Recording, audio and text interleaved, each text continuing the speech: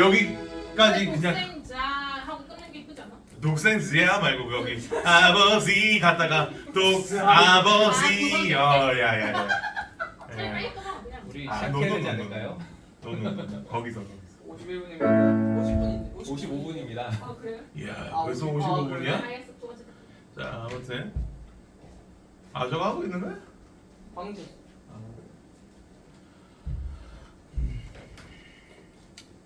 기도하고 예배 시작하도록 하겠습니다.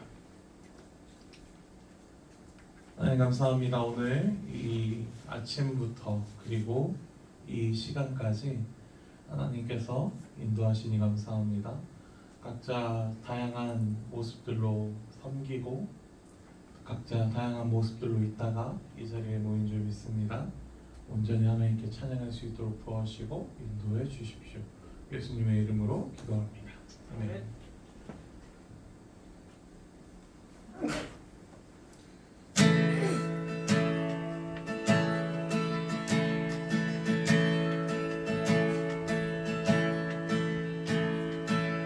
자격 없는 날와 함께서 반드시네 잃어버린 날 찾으신 오늘 사랑 오늘 사랑 독생자 예수 자유케 하네 주의 자녀라 하시네 내 모든 죄 대속하신 주의 은혜 나 죄 아래 있을 때 나를 위하여 죽으신 예수 독생자 예수 자유케 하네 주의 자녀라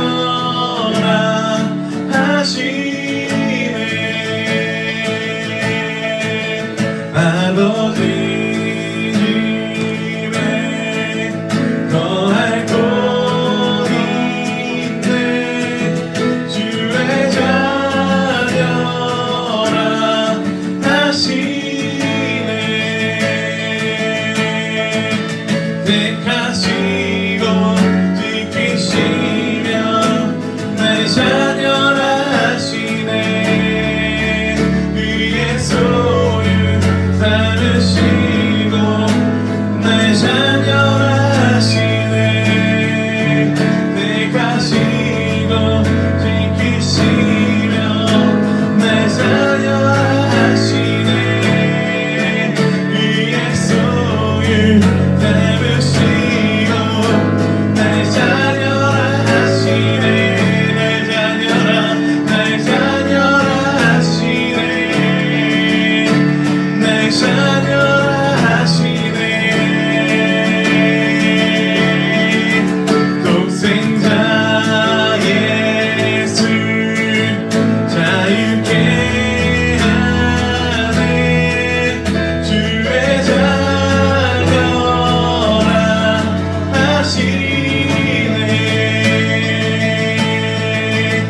아버지 집에 거할 곳 있네 주의 자녀라 하시네 내 아버지 집에 거할 곳 있네 주의 자녀라 하시네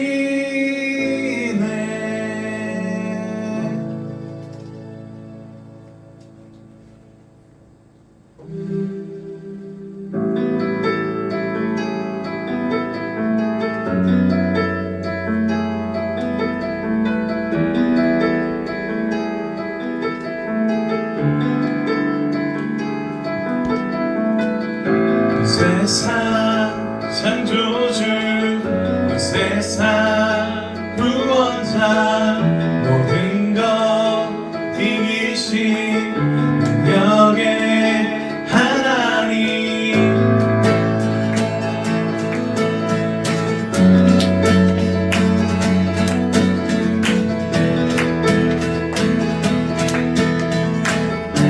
저 모두 고백하십니다. 우리 세상 창조주 세상 창조주 세상 구원자 모든 것 이기신 능력의 하나님 모든 마음을 주를 찬양해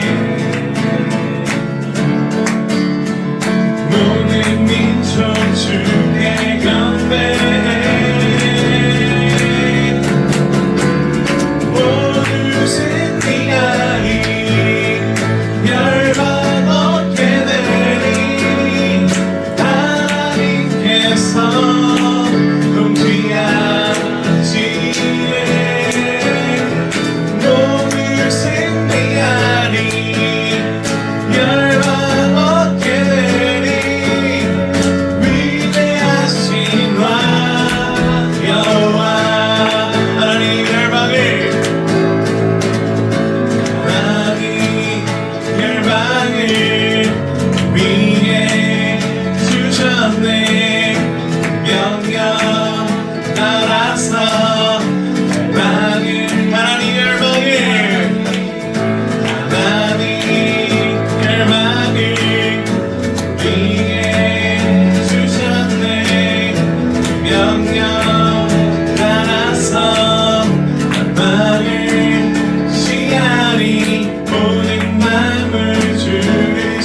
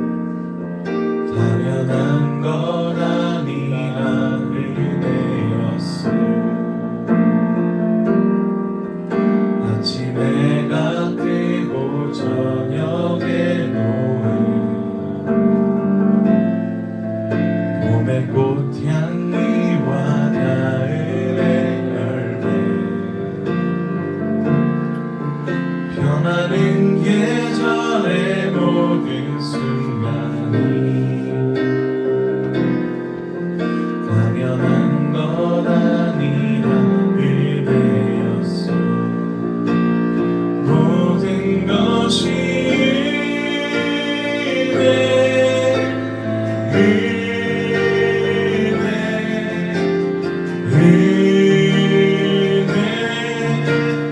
한없는 은혜. 내 삶에 당연한 건 하나도 없었던 것을 모든 것이 은혜였어. 내가 이 땅에 태어나 사는 것 어린아이 시절과 지금까지 숨을 쉬며 살며 꿈을 꾸는 삶 당연한 건 아니라 은혜였어. 내가 하나님의 자녀로 살며 오늘 찬양하고 예배하는 삶 복음을 전할 수 있는 축복이 당연한 건 아니라 은혜였어. 모든 것이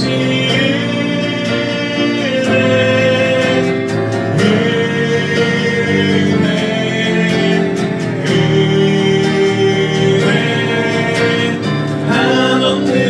은혜. 내 삶에 당연한 건 하나도 없었던 것을 모든 것이 은혜였어.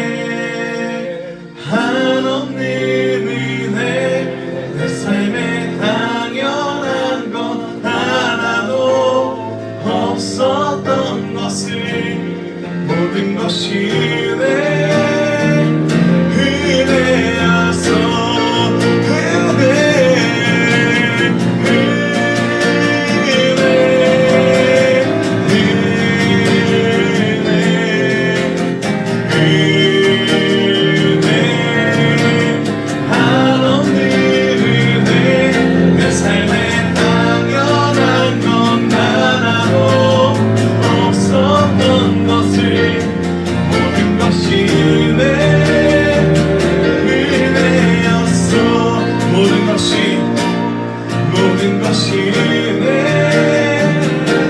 은혜였어.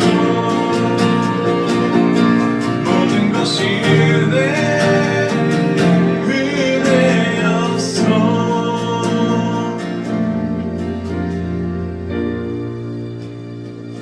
이 시간 예배를 위해서 그리고 말씀 전하신 이성주 전사님을 위해서 주여 한번 치고 기도하겠습니다.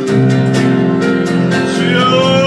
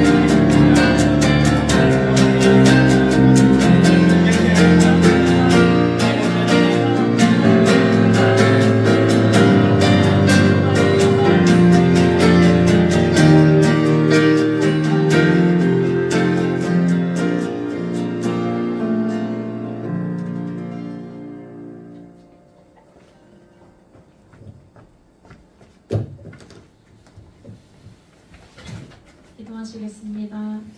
사랑이 많으신 하나님, 오늘 한자리에 모여서 드리머 청년부 예배할 수 있도록 도와주시면 감사드립니다. 아직 못한 청년들 있다면 주님께서 발걸음 인도하시어 함께 예배드릴 수 있도록 도와주시옵소서. 우리 이제 한 주간 살고 또 모였습니다. 각자 다른 모습이고 다른 상황이지만 이 순간 주님께 시선을 올리고 주님께 예배드리길 원합니다. 우리들이 전심으로 예배드리는 드리머 될 수 있도록 주님께서 인도하여 주시옵소서. 오늘 말씀 전해주시는 이석주 전도사님께도 많은 은혜 내려주셔서 주님의 말씀을 잘 선포할 수 있도록 주님께서 인도하여 주시옵소서. 예수님 이름으로 기도드렸습니다. 아멘.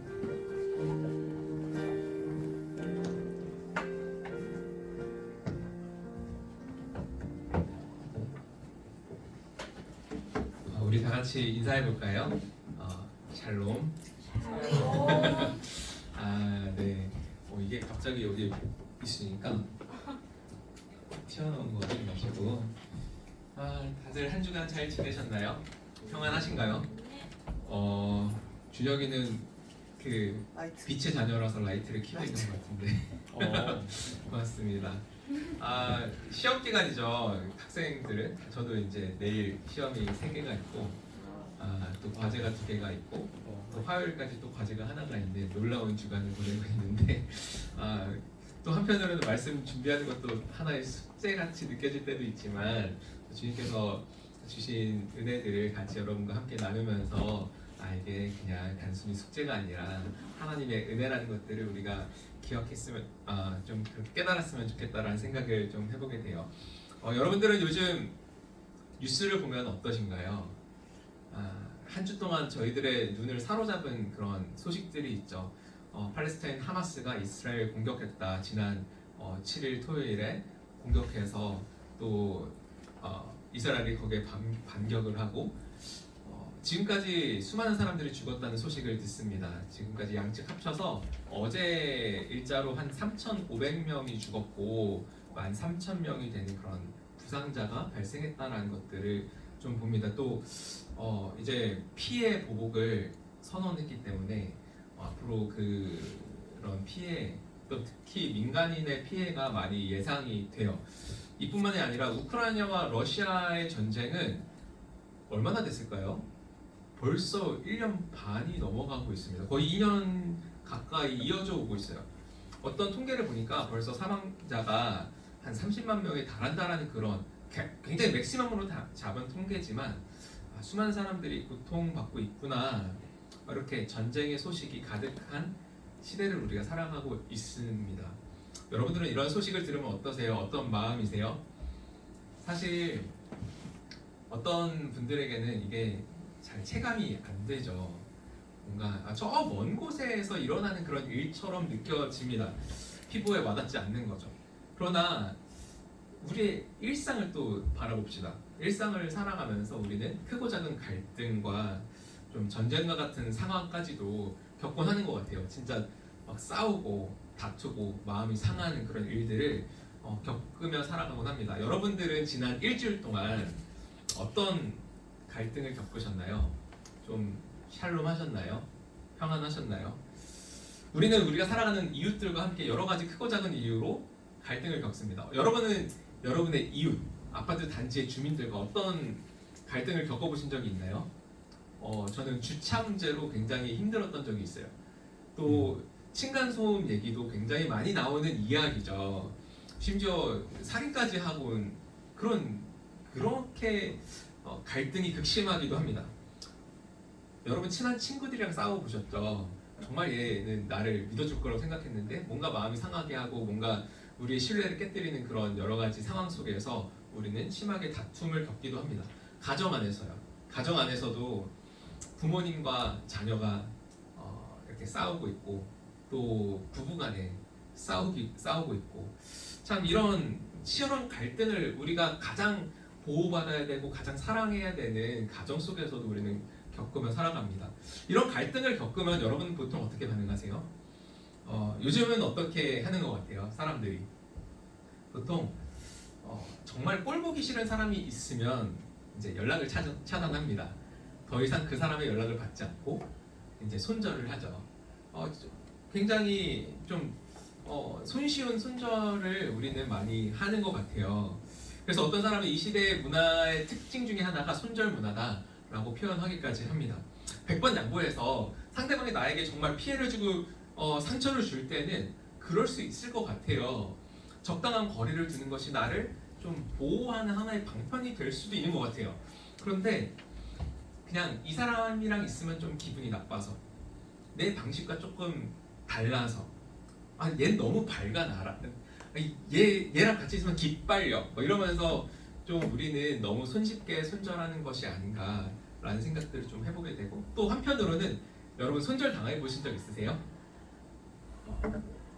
누군가 나를 차단하고 만약 누군가 그랬다면 어떨 것 같아요? 굉장히 힘들겠죠. 우리는 누군가를 손절시키기도 하지만 그러면서도 또 누군가 나를 손절한다고 하면 굉장히 분하게 생각하기도 합니다. 참 어렵다. 이 사람과 사람 사이의 갈등이 참 쉽지 않다라는 생각들을 좀 해보게 돼요. 사실 이건 개인과 개인뿐만 아니라 개인과 그룹과 그룹 사이에도 수많은 갈등이 벌어집니다. 요즘 것들은 이런 얘기 들어보셨나요?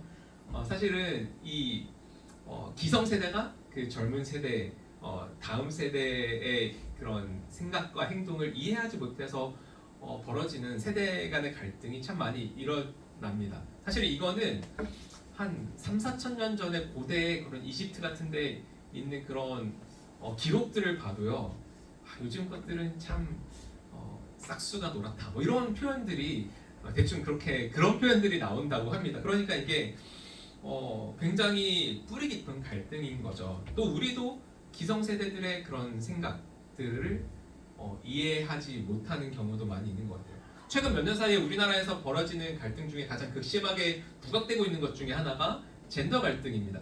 여러분은 어떻게 생각하세요? 남자와 여자의 그런 진영에서 여러분은 어떤 스탠스를 취하고 계시나요?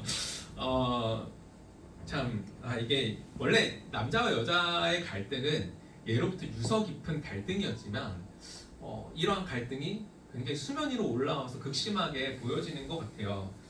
또 정치적으로 보면은 진보와 보수가 극심하게 싸우고 있죠. 자신의 이권과 영향력을 극대화하기 위해서 상대방을 비방하고 거짓 뉴스를 막 퍼뜨립니다. 그런 어른들을 볼 때 이게 진정한 협치가 가능한가? 같이 상생하는 것이 과연 가능한가? 이게 어렵다.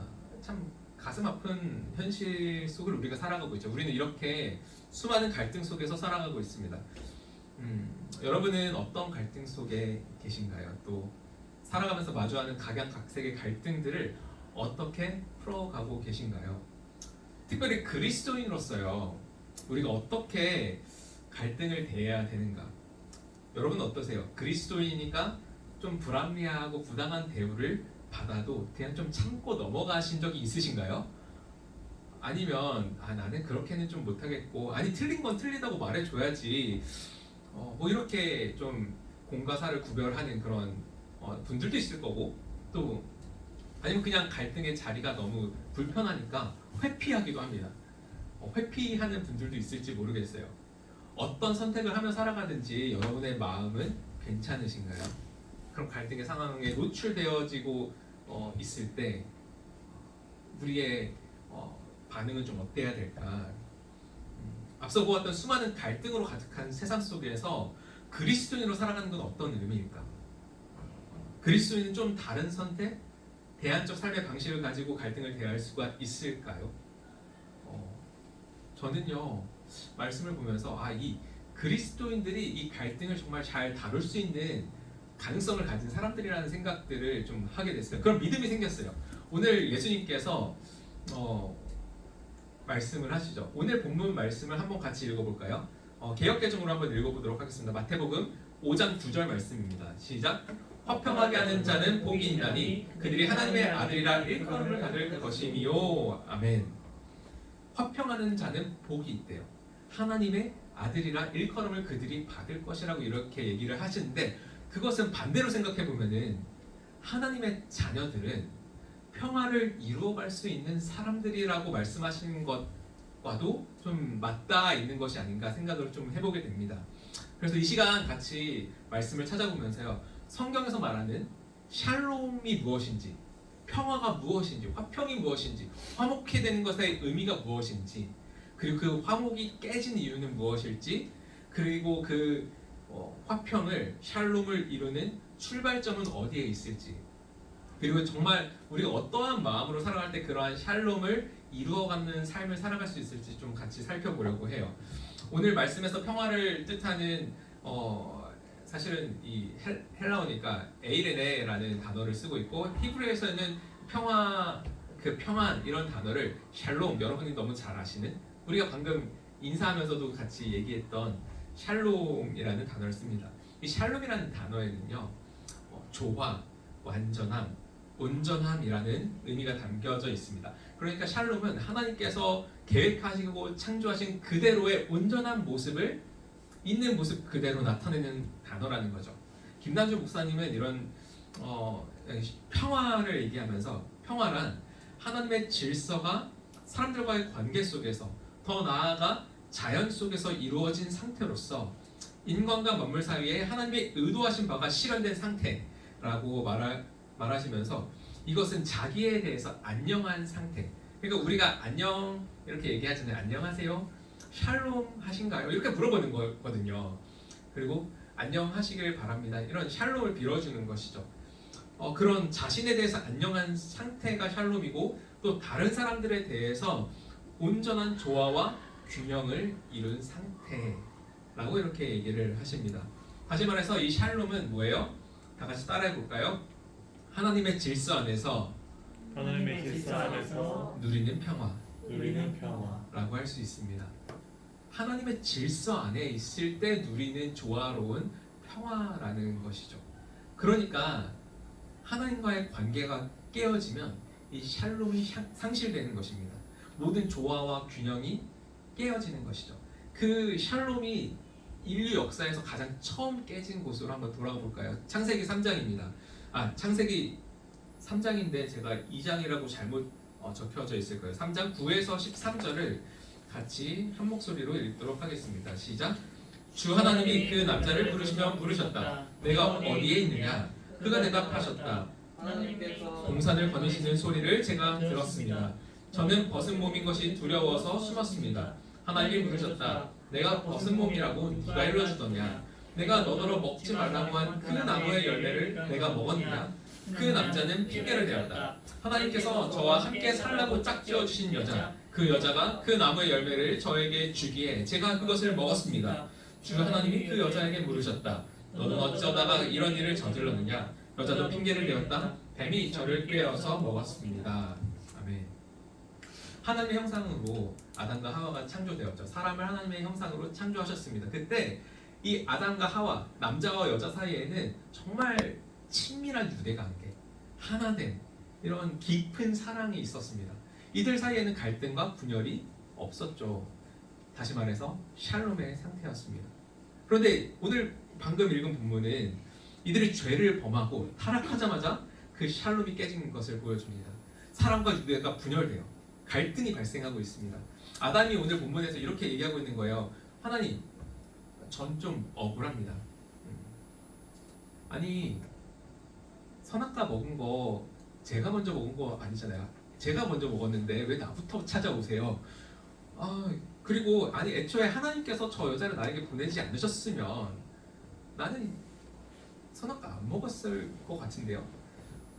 그러니까 이거는 좀 정상 참작이 필요합니다. 하나님도 일말에 내가 이렇게 좀 잘못한 책임을 당신도 져야 되는 거 아닙니까? 나는 따지고 보니까 피해자 같네, 피해자네, 이렇게 얘기하고 있는 거예요. 여러분은 이 아담의 변명 핑계가 정당하다고 느껴지시나요? 하나님이 정해주신 선이 있었어요. 그것이 이제 선악과로 표현되어지죠.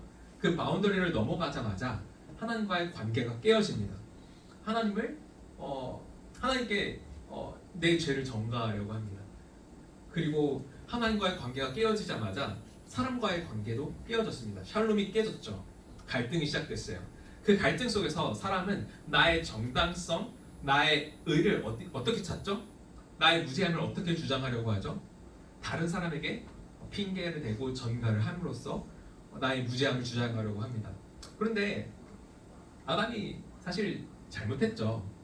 결국 하나님께서 금지하신 선악과를 먹은 거는 아담이 마지막에 선택한 거였어요. 자유 선택으로 그 아담이 그것을 선택한 것입니다. 그러나 아담은 자기 합리화를 통해서 하와에게 책임을 전가시키고 하나님의 진노를 피하려고 합니다. 이 뒤에 성경의 기록은요, 하나님이 이 타락한 인간들, 이 타락한 인간들이 세상을 얼마나 어떻게 망가뜨리는지, 그리고 그 망가지고 깨어진 세상에서 살아가는 인간들의 삶이 얼마나 고통스럽고 아픈지, 그리고 그 고통 가운데 신음하고 있는 이 인간과 피조 세계를 하나님께서 어떻게 놀랍게 회복하고 계신지에 대한 이야기로 가득하죠. 성경에서 갈등을 바라보는 전제점은 바로 이것입니다. 하나님과 인간과의 관계가 깨어졌기 때문에 인간이 건강하게 관계를 맺을 수 있는 방법을 상실했다라는 것이죠. 왕이신 하나님께 반역하고 내가 내 힘과 내 노력으로 내 생각대로 스스로 왕이 되어서 내가 원하는 대로 살아가면서 나는 진정한 사랑을 누릴 수 있어, 만들 수 있어 라고 이렇게 생각하고 그런 진실한 관계를 맺기 위해서 애써 고군분투하지만 우리의 왜곡된 자아, 이미 왜곡되어져 버린 자아가 건강하고 진실한 관계를 맺을 수 없게 되었다라는 것이 성경의 진단입니다. 그래서 야고보는 이렇게 말합니다. 야고보서 4장 1에서 2절을 같이 읽어볼까요? 시작. 무엇 때문에 여러분 가운데 싸움이나 분쟁이 일어납니까? 여러분의 지체들 안에서 싸우고 있는 육신의 욕심 때문에 생기는 것이 아닙니까? 여러분은 욕심을 부려도 얻지 못하면 살인을 하고 탐내어도 가지지 못하면 다투고 싸웁니다. 욕심 때문에 갈등이 일어나고 있다는 것을 야고보는 이야기하죠. 우리가 가지고 있는 끝없는 욕심이 우리 가운데 싸움이나 분쟁을 일으키고 있다. 이것만 얻으면 내가 행복할 수 있을 거라고 느끼는 그런 것들이 있죠. 요한일서에 보면은 나의 육신의 정욕과 안목의 정욕과 이생의 자랑들에 대한 이야기가 나옵니다. 하나님을 떠난 사람들이 이런 것들을 추구하며 살아간다는 거예요. 그런데 이런 것들을 얻으면 더 많은 부를 쌓아서 내 안전을 도모하고 다른 이들로부터 더 많은 박수 갈채를 얻으면 내 그런 존재 가치가 높아지는 것이라고 생각을 하고 좀 더 한순간에 쾌락을 즐기려고 하는 우리들의 욕심이 서로 충돌한다는 것입니다. 그 욕심이 충돌할 때 싸움과 분쟁이 일어나는 것이죠. 이러한 갈등은 하나님과 사람 사이, 그리고 사람과 사람 사이뿐만 아니라 인간과 자연 사이의 관계에서도 나타나는 것을 성경을 통해서 우리는 볼 수 있어요. 타락의 결과로 땅도 하나님의 저주를 받게 되죠. 정말 풍성한 소출을 내던 곳이 이제는 애써서 농사짓지 않으면 우리에게 좋은 결실을 주지 않게 되었습니다. 자연 세계 안에요, 샬롬이 깨어진 거예요. 그래서 인간은 자연과 투쟁하는 처지에 처하게 됐습니다. 타락한 인간의 욕심은 어떤가요?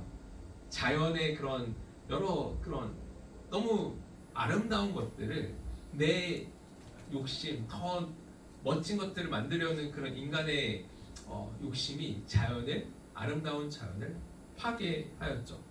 그래서 로마서 8장 22절에는 이렇게 얘기합니다.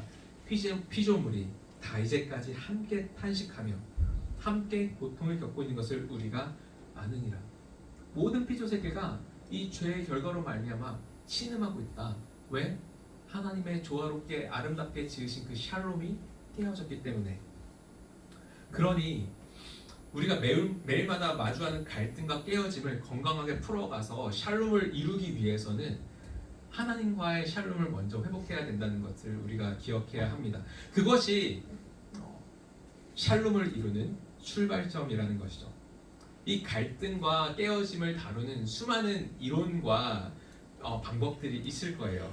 그러나 그 출발점은 언제나 하나님과의 올바른 관계, 그리고 그 관계 속에서 누리는 용납과 사랑이어야 한다는 것이죠.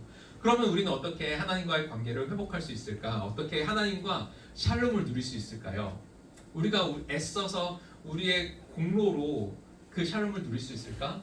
하나님은 불가능하다라고 얘기를 합니다. 성경은 그것은 불가능하다. 근데 성경을 보다 보면요, 항상 하나님께서 우리를 먼저 찾아오시는 분으로 그려지고 있습니다.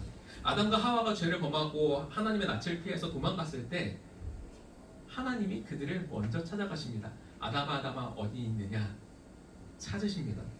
정죄하고 죽이기 위해서 찾아오셨나요? 하나님께서는 이들을 그 자리에서 죽이고 심판하실 수도 있었어요. 그것은 거룩하고 공의로우신 하나님의 권리셨죠. 너가 다 망쳤어. 너가 내가 아름답게 애써서 창조한 이 아름다운 피조 세계를 너가 망쳤다. 이제 내가 너의 목숨을 취해서 나의 공의를 세우리라 라고 말씀하셔도 사실은 사람 입장에서는 할 말이 없는 것이죠. 이 열매를 먹으면 정령 죽으리라 말씀하신 대로 그 자리에서 목숨을 취해도 사람 입장에서 할 말이 없는 거예요. 그런데 하나님께서 그렇게 하셨나요? 그렇게 하지 않으셨죠. 물론 인간은 생명의 근원이신 하나님을 떠나버렸기 때문에 결국 필연적으로 죽음을 경험할 수밖에 없는 유한자로 전락해버리고 말았지만 하나님께서는 그런 인간을 찾아가서 대화하십니다. 아담과 하와의 말도 안 되는 변명을 들어주세요. 그리고 그들에게 죄의 결과로 인한 저주뿐만 아니라 그 망가진 관계가 회복될 것에 대한 하나님의 구원 계획을 말씀해 주십니다. 너의 여인의 자손이 뱀의 머리를 깨뜨릴 것이다. 원시보금이라고 합니다. 그리고 때가 참에 하나님께서 아들을 보내어 주십니다. 그리고 아들께서 우리를 속량하사 우리를 하나님의 자녀로 삼아 주십니다. 우리가 그 수천 년의 세월 동안, 수만 년의 세월 동안 하나님과의 관계를 회복할 만한 공로를 인간들이 쌓았기 때문에 예수님을 보내주신 건가요? 그렇지 않죠. 로마서 5장 8절에서 다 같이 읽어볼까요? 시작. 우리가 아직 죄인 되었을 때 그리스도께서 우리를 위하여 죽으심으로 하나님께서 우리에 대한 자기의 사랑을 확증하셨느니라. 우리가 아직 죄인 되었을 때, 오직 하나님의 사랑, 그 은혜가 우리를 살린 것이죠. 하나님께서 우리를 먼저 찾아오셔서 우리에게 먼저 손을 내밀어 주신 거예요. 은혜를 베풀어 주신 거죠. 값없이 우리의 선물로 구원을 베풀어 주신 것입니다. 그 은혜가 없었다면, 예수님께서 이 땅에 우리를 찾아오시지 않았다면, 예수님께서 우리를 위해서 십자가에 죽으시지 않으셨다면, 부활하지 않으셨다면 우리의 믿음은 아무런 소용이 없는 것이죠. 우리는 우리의 공로가 아니라 하나님의 은혜로 구원을 받는 것이죠. 믿음은요, 그 은혜를 받는 통로로서 역할을 하는 것입니다. 그러므로 우리가 믿음으로 구원을 받는다고 할 때 전제점은 하나님께서 우리에게 먼저 은혜를 베풀어 주셨다는 것을 우리가 기억해야 돼요. 믿음은 언제나 믿음의 대상을 필요로 하기 때문에 그렇습니다. 그 믿음의 대상이신 하나님께서는 우리에게 먼저 찾아오셔서 은혜를 베풀어 주신다.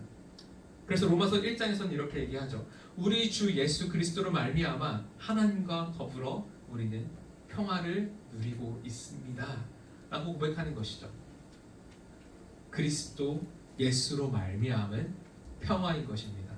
이것을 경험한 사람들은요, 이제 어떤 마음으로 살아갈까? 이제 구원 받았으니까 내 마음대로 또 이렇게 살아갈 수 있을까요? 진짜 은혜를 경험한 사람들이, 그 하나님의 크신 은혜에 잠겨있는 사람들이 이제 내가 내 마음대로 살아갈 수 있을까? 그렇지 않습니다. 내 공로가 아무것도 없구나.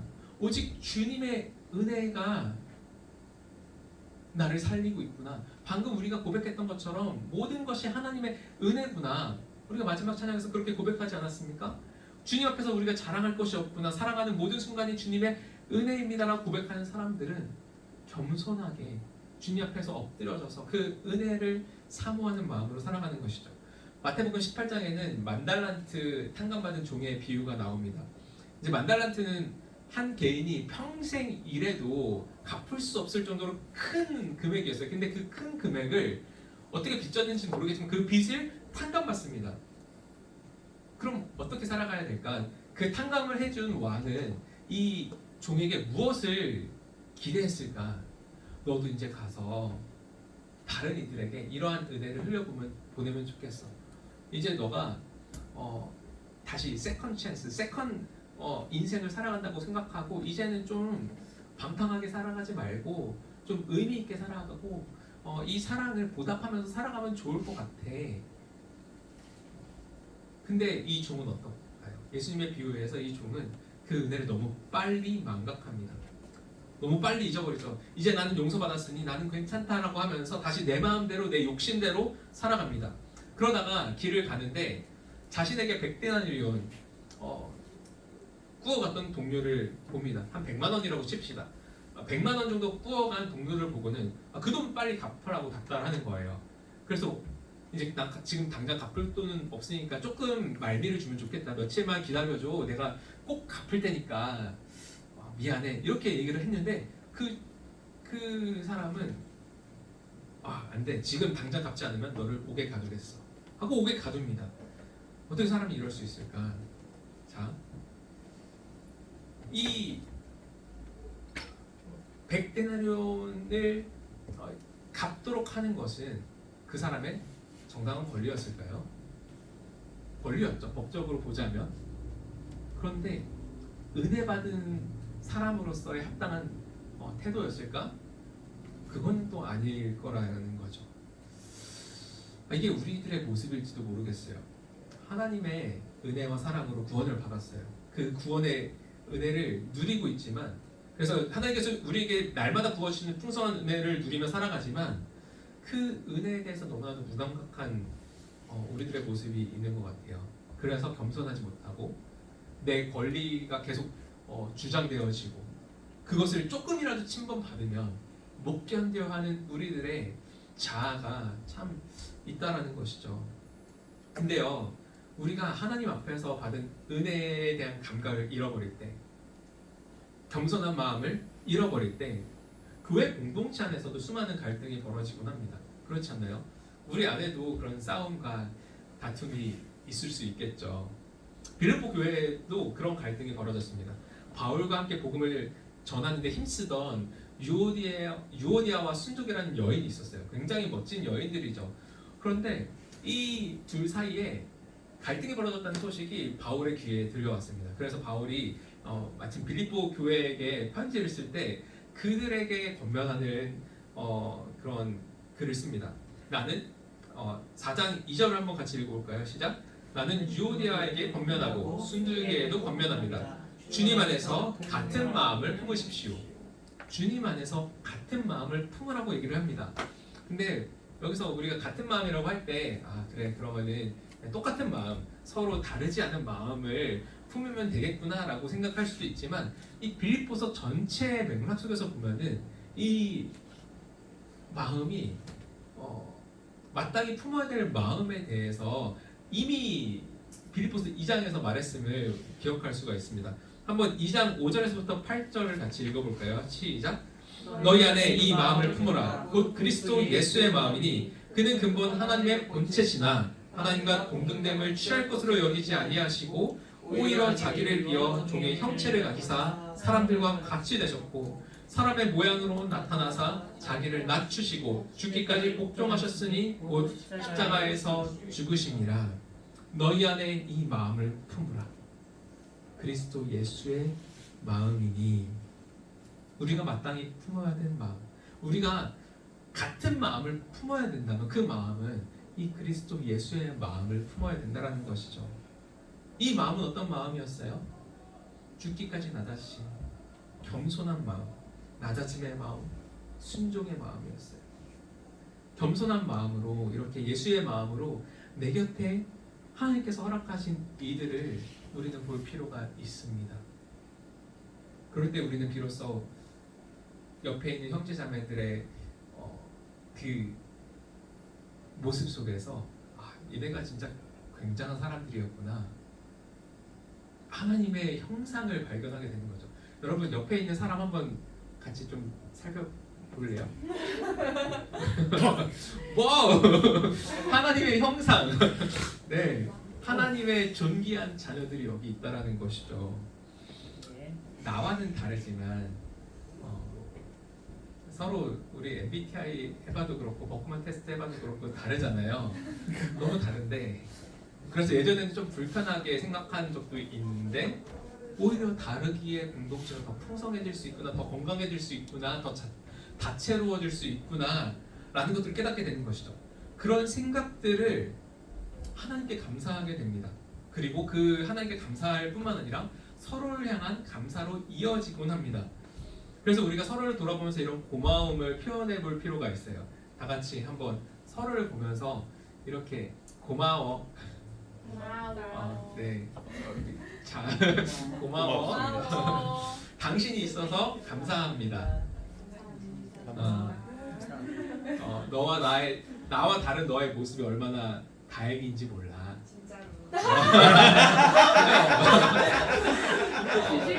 우리가 좀 이런 고백들을 할 때 이 다름으로 인해서 불편하고 또 다름으로 인해서 벌어질 여러 가지 분열 갈등을 조금은 우리가 싸매어 줄 수 있지 않을까, 하나 될 수 있지 않을까라는 생각들을 좀 해보게 돼요. 특별히 여러분이 학과 안에서 또 캠퍼스 직장 속에서 이런 고백들을 한다면, 여러분의 가정 속에서 여러분의 가족들에게 고맙다라고 한번 표현해 본다면, 그게 우리의 라이프 스타일이 된다면 어떤 일이 벌어질까? 특별히 치열한 경쟁 사회 속에서 회사에 이제 앞으로 가게 되면은 내가 좀 더 좋은 고과를 얻기 위해서는 다른 사람들의 성과도 가로채는 일들은 난 종종 듣습니다. 그런 비정한 세상 속에서 상대방의 장점을 칭찬해주고 높여주고 고마움을 표현한다면 어떤 일이 벌어질까요? 그러면은 내 고가가 떨어져요. 그럴 수도 있겠죠. 그런데 그런 우리들의 모습을 통해서 다른 사람들이 우리 안에 있는 소망에 관한 이유에 궁금해질 수도 있지 않을까요? 더 나아가 나만이 아니라 모두가 그렇게 서로에게 진실하게 고마움을 표현하는 공동체가 있다면 어떠실 것 같아요? 그런 공동체 좀 살만한 공동체 아닙니까? 우리가 같이 만들어가 볼 만한 그런 가치 있는 공동체 아닌가요? 그런 공동체가 있다면 여러분은 치열한 세계 속에서 살다가도 위로받지 않을까요? 그런 위로가, 그 감사가 여러분이 가는 곳곳에서 흘러넘치기를 기도해요. 또 우리가 겸손한 마음으로 서로를 바라볼 때 우리는 나보다 남을 낮게 여기게 됩니다. 낮게, 여기서 받침이 중요해요. 지읒이 아니라 시옷입니다. better하게, you better than me, 이런 고백을 하는 거죠. 예전에는 내 곁에 있는 형제자매의 그런 눈에 있는 티끌이 보였어. 그 조그만 잘못들이 보여서 너무 그게 지적하고 싶고 정죄하고 싶고 막 이렇게 입이 근질근질하던 우리들이었는데, 예수님의 그리스도의 마음, 그 겸손한 마음으로 그 형제를 보니까 내 눈에 있는 들보가 먼저 보이기 시작하는 것이죠. 내 허물과 연약함으로 인하여서 내 곁에 있는 이웃들이 상처를 입었겠구나. 이전에는 나만 피해자라고 생각했고 핑계를 대면서 내 잘못을 합리화하려고 했는데 내가 문제였구나. 이렇게 깨닫는 것이죠. 이걸 깨달았으면 우리는 뭐 해야 돼요? 용서를 구해야 됩니다. 다 같이 따라해 볼까요? 미안해요. 나의 잘못으로 인해 당신이 정말 힘들었다는 것을 이제 알았어요. 용서를 구합니다. 이제 다시 그러지 않을게요. 회개는 하나님께만 하는 게 아니에요. 인격적인 관계 속에서 우리가 잘못한 사람에게 나 너무 미안했어. 용서를 구하니 좀 용서해주면 좋겠어. 내가 다시는 안 그럴게. 이게 회개죠.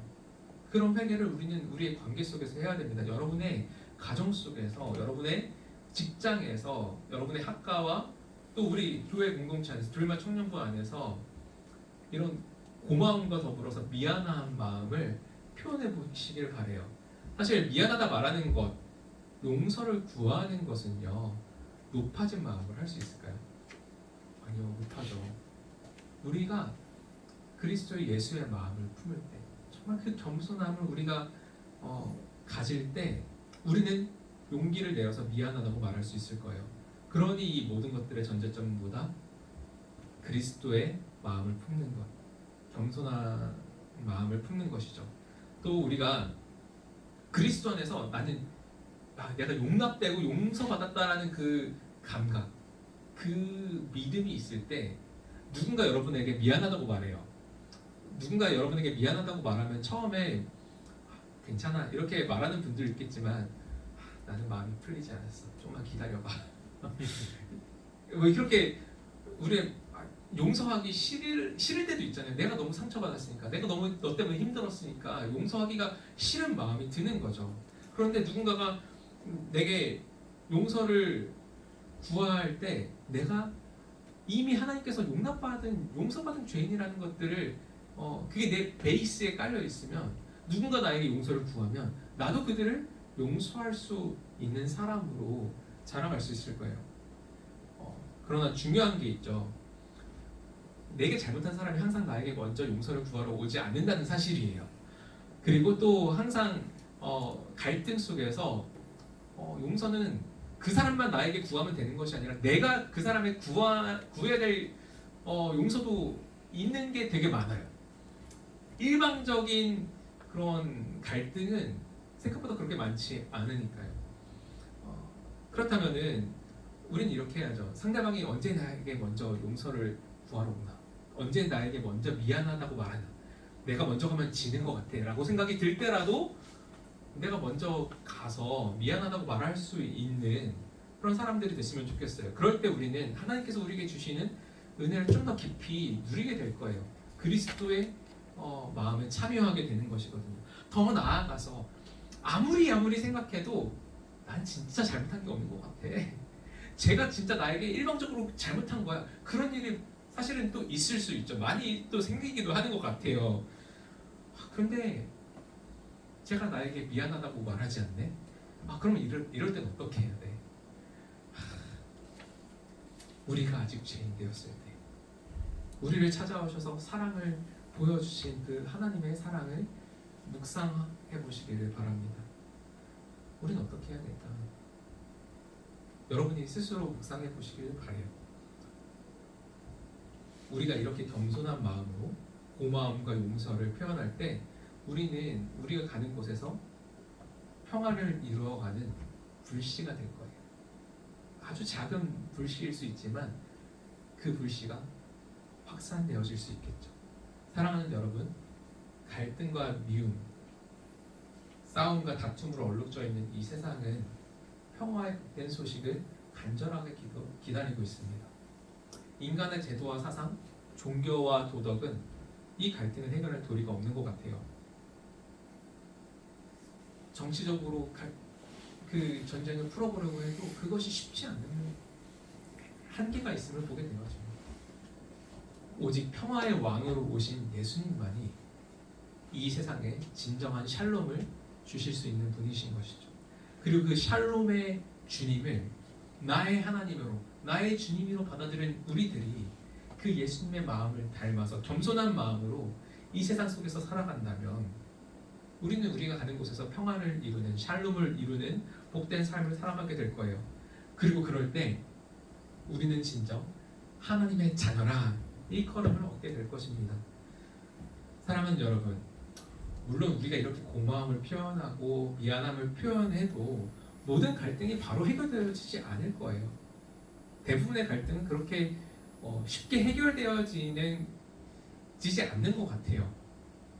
우리가 살아가는 세상에서 일어나는 여러 가지 갈등은 정말 복잡하게 얽히고 설켜있기 때문에 그렇죠.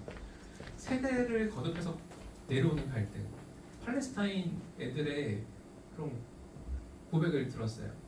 진짜 이스라엘을 향해서 증오를 표현하는 그런 사람, 그 어린아이들, 정말 어린아이들. 또 이스라엘 애들은 팔레스타인을 향해서 굉장히 증오 어린 그런 저주의 말을 퍼붓는 것들을 보게 되었는데 너무 마음이 안타까웠어요. 이들의 안에 있는 뿌리 깊은 이 상처와 갈등과 아픔은 어떻게 회복될 수 있을까? 어떻게 치유할 수 있을까? 이 깊은 상처를 싸매어주고 치유하는 일은 오랜 시간이 걸리겠죠. 또 때로는 이 세상의 구조적인 악 때문에 오는 갈등도 있어요.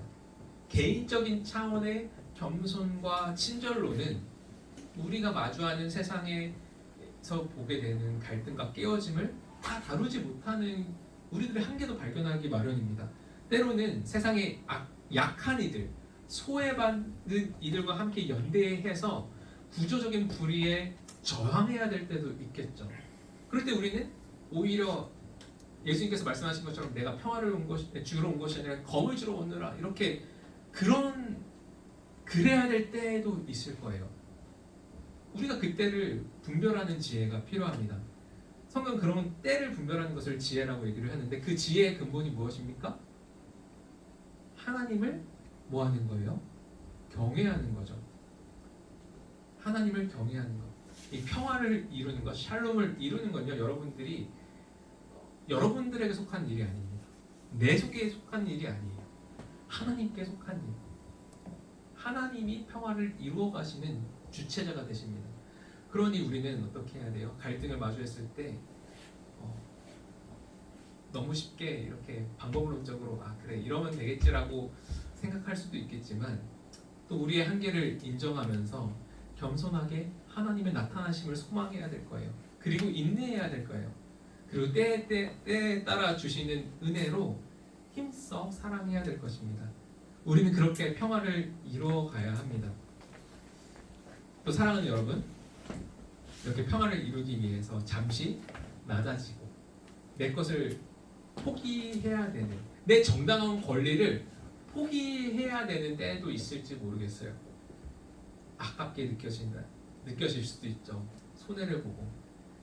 그런데 주님께서 갚아주신다는 약속을 좀 기억하시기 바랍니다. 빌립보서 2장 아까 보았던 5절에서부터 8절 이후에 9절에서부터 11절에는 그 낮아지신 예수님을 하나님께서 어떻게 높여주셨는지 말씀하고 있습니다. 다 같이 읽어볼까요? 시작!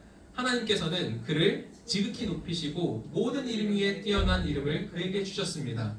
그리하여 하늘과 땅 위와 땅 아래에 있는 모든 것들이 예수님 이름 앞에 무릎을 꿇고 모두가 예수 그리스도는 주님이시라고 고백하며 하나님 아버지께 영광을 돌리게 하셨습니다. 동일하신 하나님 앞에서 우리가 나 자신을 낮춘다면 주님께서는 여러분을 높여주실 거예요. 더 나아가서 그런 우리들을 통해서 하나님을 만난 이들이 생기기 시작할 거예요.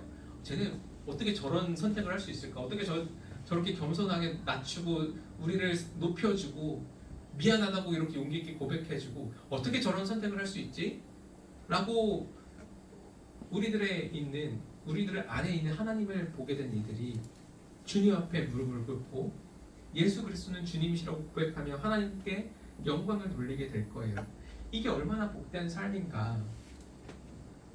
그래서 이사야 52장에는 이렇게 고백합니다. 말하고 있습니다. 놀랍고도 반가워라. 희소식을 전하려고 산을 넘어 달려오는 저 발이여. 평화가 왔다고 외치며 복된 희소식을 전하는구나. 구원이 이르렀다고 선포하면서 시온을 보고 이르기를 너희 하나님께서 통치하신다 하는구나. 아멘. 진정한 평화는, 진정한 샬롬은 그 하나님의 온전하신 통치가 임하는 것이죠. 그리고 그러니까 우리가 그 하나님의 통치를 받으며 살아갈 때 우리는 비로소 평화를 이루는 삶을 살아갈 수 있을 거예요. 우리가 모두 그 하나님의 통치를 받으며 이 놀라운 하나님의 영광스러운 소망을 품고 이 땅에서 겸손하게 평화를 이루는 주님의 자녀로 살아갈 수 있게 되기를 주님의 이름으로 축복합니다. 아멘. 이 시간 기도하겠습니다. 사랑하는 주님, 이 깨어지고 악한 세상 속에서 우리를 평화의 사도로, 평화를 전하는 자로 삼아주시니 감사합니다. 그 평화를 이루기 위해서 먼저 우리와 샬롬을 이루시기 원하는 주님, 우리를 먼저 찾아오셔서 모든 대가를 지불하시고 그 샬롬을 이루신 주님, 그 은혜에 우리가 깨어있게 하여 주옵소서. 그리고 그 은혜 앞에서 겸손하게 하여 주시고 겸손한 마음으로 내 옆에 있는 형제와 자매들, 그리고 이 세상의 여러 가지 어려운 상황들을 우리가 마주하게 하시고 주님께서 주시는 때에 따라 주시는 은혜로, 지혜로 평화를 이루는 복된 삶을 살아갈 수 있도록 은혜 베풀어 주옵소서. 그래서 우리가 정말 정령 하나님의 자녀라 일컬음을 받는 복된 삶 살아갈 수 있도록 우리 모든 드리머 청년부 형제자매들의 삶 가운데 함께하여 주시고 복을 내려 주옵소서. 감사드리며 예수님의 이름으로 기도드렸습니다. 아멘.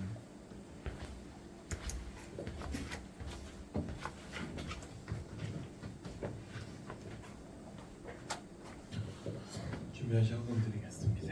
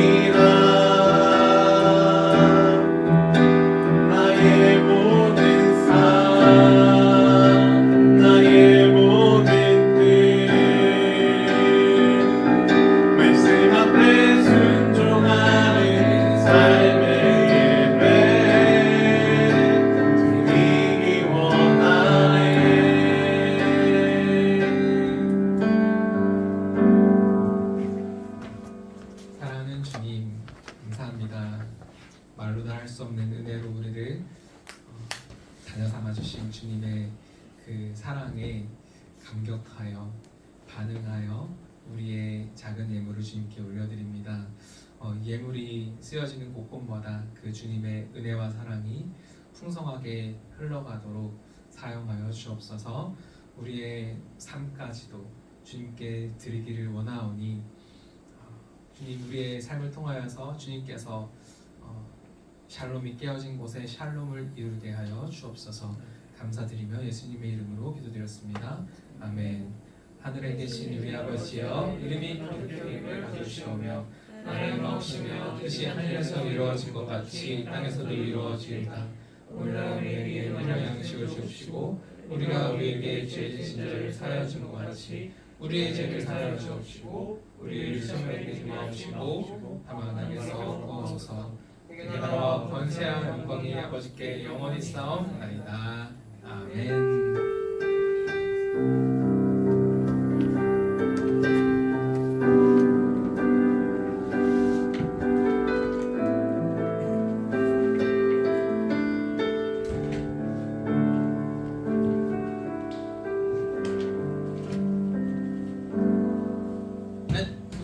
광고하겠습니다.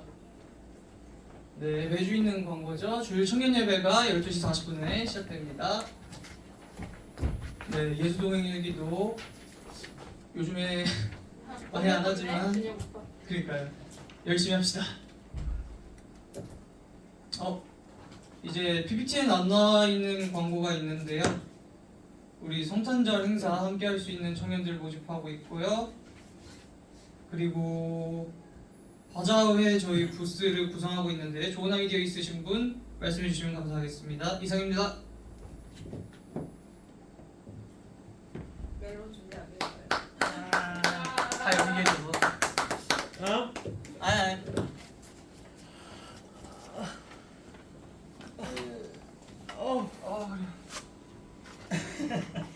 다 기절해. 다 기지개 붙으려. 저기는 이제 좀 있으면 30대신 분들이라. 아이씨 나는 아니야 발언은 저당의 그 발언 위험해 장난.